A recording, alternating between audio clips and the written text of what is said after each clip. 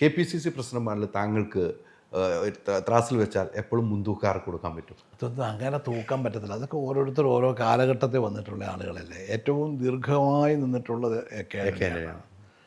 പിന്നീട് 10 വർഷക്കാലത്തോളം 9 വർഷം രമേശ് ചെന്നിത്തല. അത് രമേശിൻ്റെ ഒരു കാലഘട്ടം എന്ന് പറഞ്ഞു കഴിഞ്ഞാൽ പാർട്ടി രണ്ടായി നെടുക പിളർന്നു. കെ കരുണാകരൻ എന്ന് പറയുന്ന ഏറ്റവും തലപ്പൊക്കമുള്ള നമ്മുടെ നേതാവ്, അദ്ദേഹവും സംഘവും പാർട്ടി വിട്ടുപോയി. കെ മുരളീധരനടക്കം. കോൺഗ്രസ് രണ്ടായി പിളർന്നു. ഐ ഗ്രൂപ്പാണെന്ന് വലിയ ഗ്രൂപ്പ്. ഐ ഗ്രൂപ്പ് പൊട്ടി മാറിപ്പോയി. ഐ ഗ്രൂപ്പിനകത്ത് രമേശിൻ്റെ ഞങ്ങളൊക്കെ കുറേ പേരെ ഇപ്പുറം നിന്നുള്ളൂ. ബാക്കി എല്ലാവരും DIC പോയി. ആ ഒരു സമയത്താണ് രമേശ് KPCC പ്രസിഡൻ്റായിട്ട് വരുന്നത്.